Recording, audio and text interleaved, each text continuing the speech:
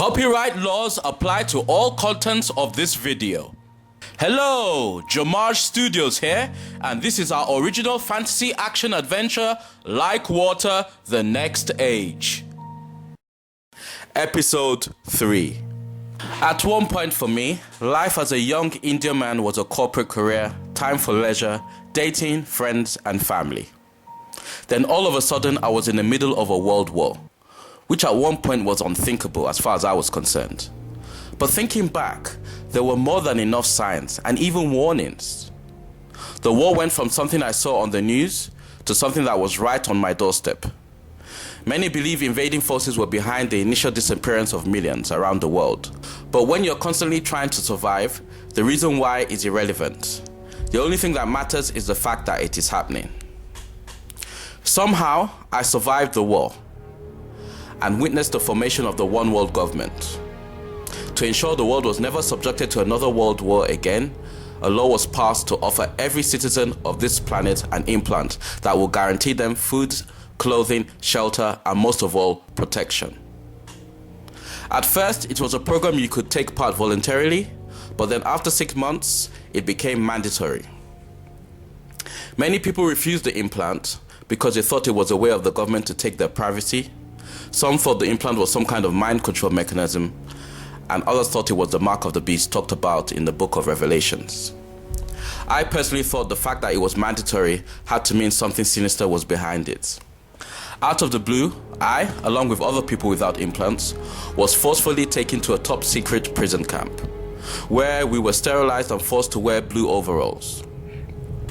Apart from the fact we were taken there by force and weren't allowed to leave, we were treated well. We were fed 3 times a day with a decent menu, we were allowed to socialize with each other, and there was even state-of-the-art leisure activities. But the lack of freedom for many brought a sense of fear and anxiety. My source of fear and anxiety was the fact that every day a prisoner would be calmly questioned by the warden and be given a choice to accept the implant or be executed. From the tiny window of my cell and through an impenetrable transparent wall in the common room area, I would see prisoners who accepted the implant leave the camp without incident, and the prisoners who refused be shot and disposed of efficiently. The day finally came when I was being escorted to the warden's office, but before I could get there, the camp was attacked by an armed anti-government group. I suddenly found myself running around aimlessly in the midst of chaos. "Follow me, I know a way out," said a young blonde-haired woman dressed in a black business suit. She led me, along with 20 others, out of the facility and down a path through a neighboring forest area. "Keep going straight until you come to an abandoned house near a lake," said the woman as she began to make her way back. "Where are you going?" I asked. "I'm a member of the resistance, posing as a government worker. If I don't go back, I will lose my cover," said the woman. "Can I at least know your name?" I asked. "Susan," she responded. "Harold," I said. An awkward silence followed, and then she made her way back to the facility.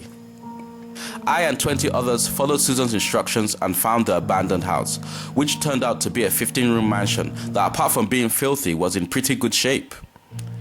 There was even a supply of food, water, and cleaning materials. Somehow I became the lead of the group, and we got to work cleaning. A member of the group got the power on, which meant access to TV, computers with stealth access to the internet, and many other modern appliances. As a group, we became close and began to solve all sorts of problems together, such as security, reconnaissance, and managing resources. A month later, Susan pulled up in a rundown car filled with supplies. "If you had not come with all we needed, we definitely would have had to move on," I said as Susan and I walked together by the lake. "I have an implant, which means I can get everything you guys need without being detected," said Susan as she threw a pebble into the lake. "Why are you doing this?" I asked. "Because it's the right thing to do," answered Susan. We both then looked into each other's eyes, and then Susan kissed me. "I'm sorry if I overstepped," said Susan as I stood there stunned. "No, it's okay," I said, then proceeding to kiss her and begin our love affair. A year has passed and the group is thriving, but it has been a month since I've seen Suzanne, which is weird, seeing as she normally checks in every week. Against the advice of others, at night I decided to see what was happening at the prison camp we had escaped from. "What are you doing here?" whispered Susan as she found me lying low behind some bushes. "I came to see if you're okay," I whispered back. "I'm sorry I haven't been in contact, but the resistance is planning to hit the government site hard tonight, which could mean eradicating all government presence in this area." "That's great. What can I do?" I asked. "Go back to the group. I'll meet you sometime tomorrow," said Susan, then kissing me before heading off. "Be careful," I said, causing Susan to stop, turn and say, "I will." I got back to the house in the early hours of the morning, only to find the group bubbling with excitement around 2 travelers that were now staying as guests. They had apparently created a clean source of water as well as a garden filled with fresh vegetables. "Hi, my name is Barnabas, and that there is my wife Eyes," said the young stranger, while the woman he referred to as his wife beat all the men in the group one by one at arm wrestling, with a blank look and the physique of some kind of strength-based athlete. "Harold," I replied, shaking his hand. "The group told me you were getting support from a lady that is chipped," said Barnabas. "That's right, she'll probably be stopping by later on. Look, I'm really tired, so is it okay if we speak later?" "Sure, no problem," responded Barnabas. I woke up in the afternoon only to overhear Barnabas speaking with the group. "These harsh times are a reminder that eternity is always around the corner. But the truth is, it has always been like this, since the fall of man. Safety, especially now, can be nothing more than an illusion if you don't put your trust in Jesus Christ," said Barnabas to a captivated audience. Hearing enough, I decided to get some fresh air. Outside, I witnessed Susan pull up in front of the house and then getting out of the car with 2 men dressed in military-type uniforms. "How did it go?" I asked, happy to see my love again. "Exactly as planned," replied Susan, giving me a hug and a kiss. "Get away from them," said Barnabas from behind, with his wife standing by his side. "What?" I responded, now very confused. "Harold, who is this?" asked Susan. "Harold, listen to me carefully. Those people in front of you are not human," said Barnabas with a voice that was both serious and sincere. I turned to look at Susan, who by now had a very sinister smile on her face. She and the men that accompanied her then transformed into 8 feet tall creatures that were half man and half panther, with long, leathery, spear-pointed like tails.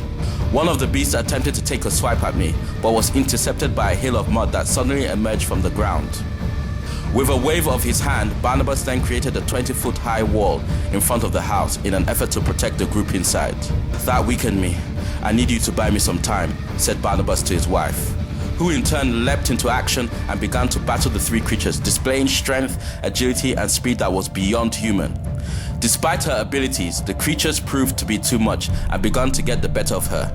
Barnabas, still seeming a bit weak, jumps into the fray and begins to redirect the attacks of the creatures with the use of an insane skill set, causing the creatures to lose balance and at times even thrown to the floor. This allowed his wife to connect several bone-shattering strikes on each monster, ending their lives in a very dramatic and painful fashion. Barnabas, with a wave of his hand, dissolved the wall and began to approach me, who was still on the floor in shock. "I know it's a lot to take in, but there were demons that create and manage human farms like this all over the world," said Barnabas as he helped me up. "Farms?" I responded, still shocked and confused. "They set up seemingly safe and luxurious communities like this where people are well fed and even reproduce. Then, when they feel the farm has run its course, they have a big feed. They then start the process all over again," explained Barnabas, which caused me to drop to my knees in disbelief. "Your first clue should have been the fact that she was helping you while claiming to be chipped.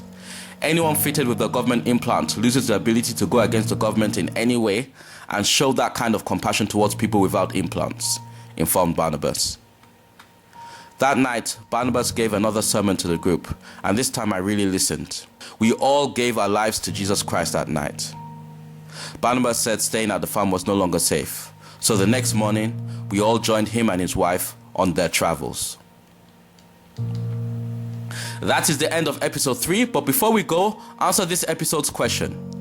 If Susan's farm was a success, what would have been Harold's eternal destination and why? Give your answers in the comments below, as well as on our Facebook and Twitter page. Hope you enjoyed this episode. Stay tuned for the next one. Until then, subscribe to JOMAJ Studio YouTube channel, add us on Facebook, and follow us on Twitter. Link to our website on all social media can be found in the description box below. See you later.